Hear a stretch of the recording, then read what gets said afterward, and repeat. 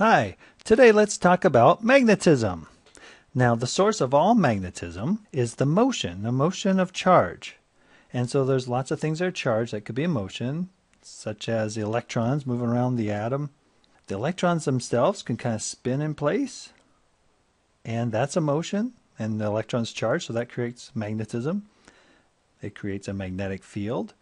And of course, the flow of electrons through a wire is electricity, and so that's going to create magnetism. And you can have atoms that don't have equal numbers of protons and electrons, so they would have a net charge. And we call these atoms with unequal numbers of protons and electrons, we call them ions. And you can have those ions in motion, and that's going to create a magnetic field. Okay, all magnets have a north pole and a south pole. And just remember that opposites attract. North poles attract to the south pole. And then if you have two north poles together, they're going to repel. And here I have a diagram of the electron. So this electron is spinning in place, and because that's a motion, it creates a magnetic field. And so the electron acts like a low bar magnet. And in this drawing, it has the north pole up, south pole down. And here's another electron over here spinning the opposite direction. So it's a little bar magnet's pointing the opposite direction.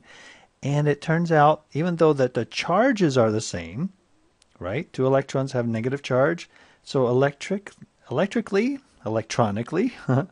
they're going to repel, but their magnetic fields are going to attract.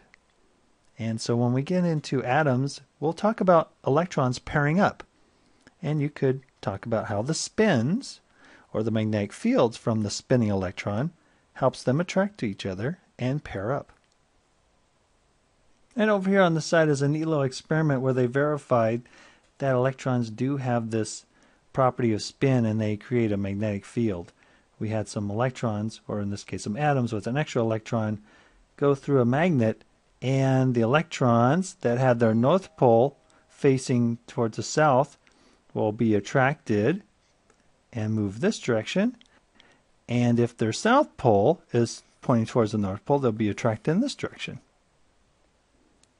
Okay, it turns out most materials are not magnetic because on average, you'll have electrons creating a magnetic field in one direction, north pole here, south pole there, and inside the atom, it's likely there's another electron that's opposite that, north pole, south pole, and so they're going to cancel out. So the whole atom won't have any net magnetic field. But some atoms are magnetic, such as iron and nickel, but then all things made of iron and made of nickel aren't all magnets, so what's going on there?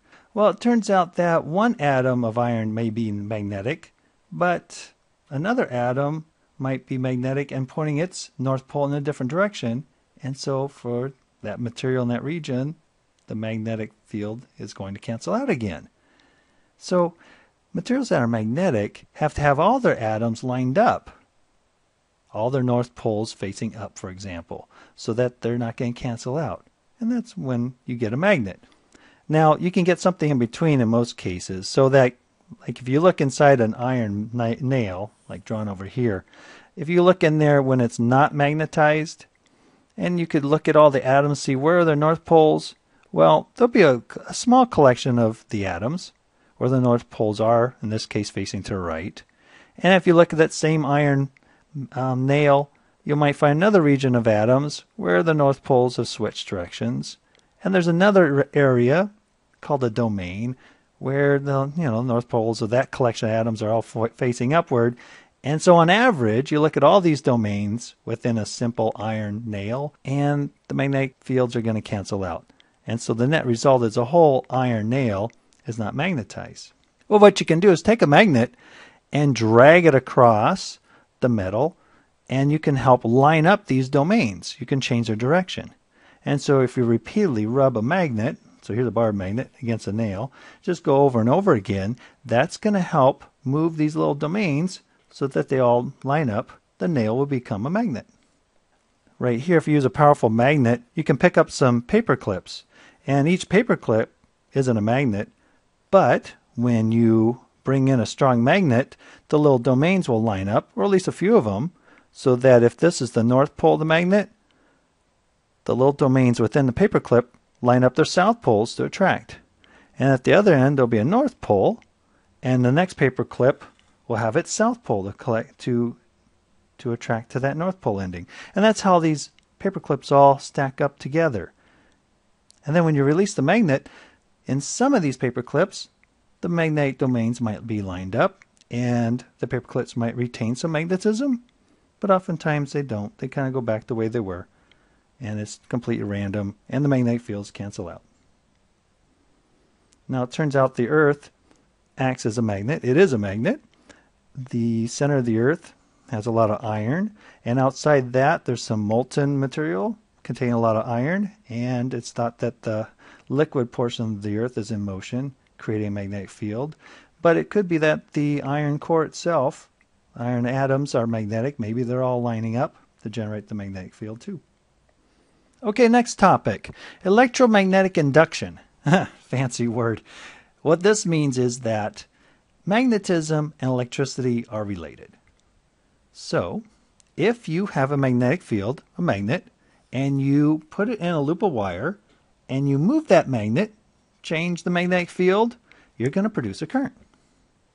So right here we got this guy holding a magnet and putting it into this tube, into the loop of wire, and as the magnet is moving, a current flows. If you leave the magnet in place, there's no movement, there's no current. And if you yank it out, well, the magnet's in motion and there's current again. So as long as you change the magnetic field through a loop of wire, you can create a current. And that's the basis of a generator. If you want to generate some electricity, well, then just get a magnet to move in and out of a wire, or you can have a wire move in and out of a magnet. And that's actually easier to move the wire than the magnet in many cases. So in a simple generator, you can take a loop of wire and you connect it to these rings, because you need to do a little engineering here. How are you going to turn this thing, this loop of wire, without it being all tangled up? So what you do is you fasten it to these slip rings. You got a loop of wire going around, and it goes through the first ring and attaches to the second one. And you attach these slip rings to, some rod so that you can spin it. So you get a motor and, an engine of some type and spin this, burn some gasoline or whatever to turn this and create your generator. So you turn this really fast, and that rotates this loop of wire. And when the loop of wire is flat like it is here, you really don't have much of the magnetic field going inside the loop. But as you turn it and open up the face so it's up and down, you get more of the magnetic field going through.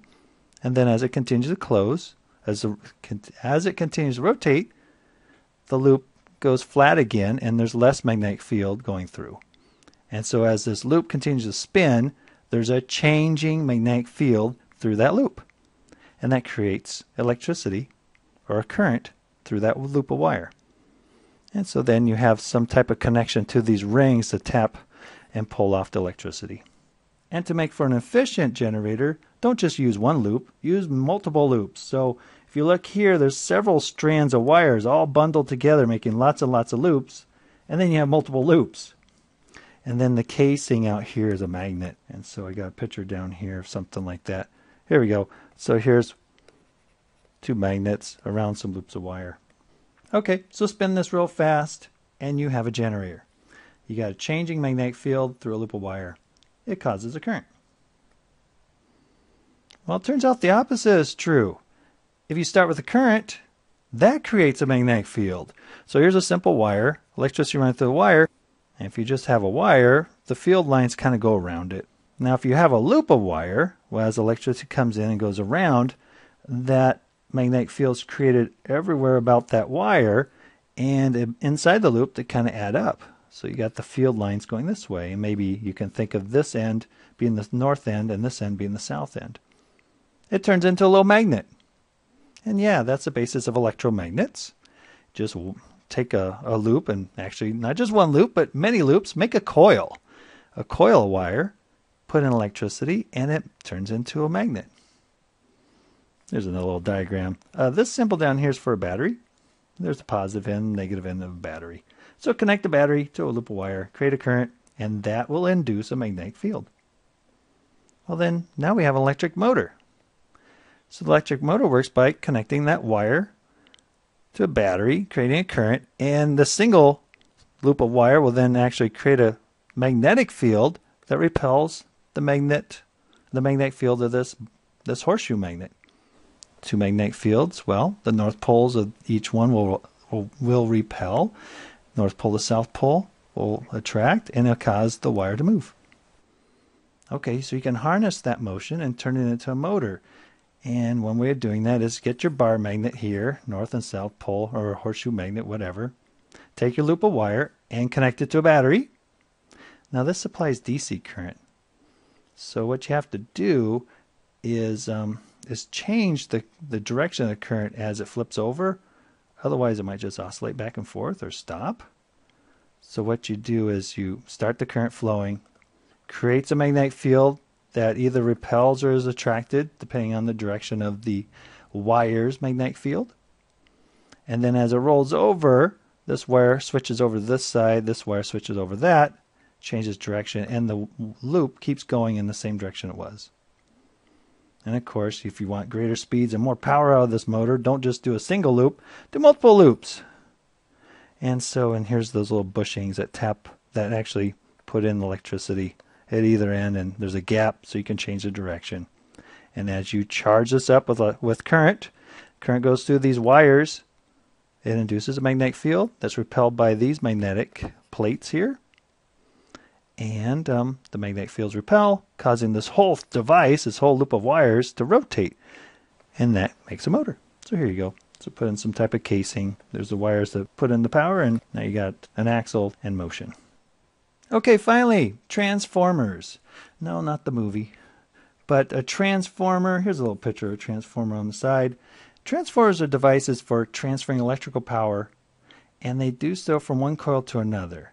So inside this transformer is an iron core, kind of looks like a square here, and the iron is magnetic, so it just kind of helps things, helps the magnetic fields, increases the magnetic field. And you have some loops on one side of this wire, and you have different numbers of loops on the other side.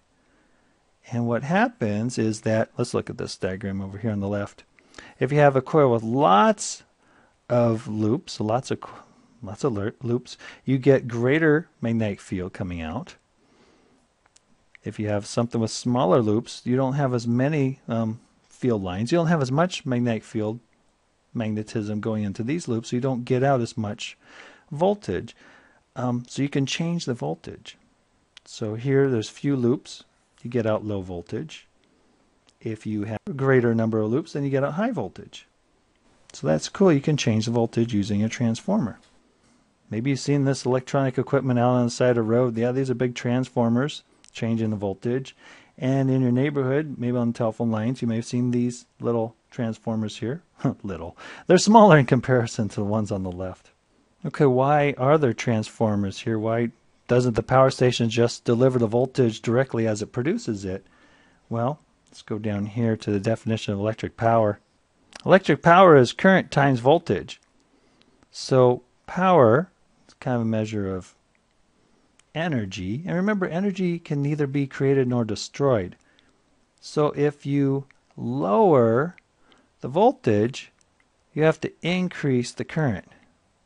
And if you are to increase the voltage, you have to decrease the current so that your power or your energy doesn't change, right? Because conservation of energy. And so in a transformer, in your first coil, the answer of multiplying current times voltage has to be the same for the second coil. So if you change one, and we've been talking about changing the voltage, then it has to change the current as well, so that the two numbers multiply together, current times voltage, is the same, and you can conserve energy. So coming back to the question, well, why does the power company do this? Well, let's look at this diagram up here. The power station, maybe it's connected to a dam. There's running water that powers a generator, moves a loop of wire through a magnet, induces a current. And so that would come out at its low voltage. And then what they do is they use a step-up transformer. So this low voltage goes through some small loops. And then there's more loops over here that increase the voltage. So across the transmission lines, you get high voltage. Yeah, so that's why they're up there really high, so no one gets shocked by that. And then once you reach your house or your neighborhood, there's additional little step-down transformers. So inside there's lots of loops that the high voltage feeds into. And then on the other side, there's smaller loops, so you get low voltage back out and goes into, well, hospital in this case, or a home in this case. And the reason for that is that the more current you have in a wire, the more heating you get.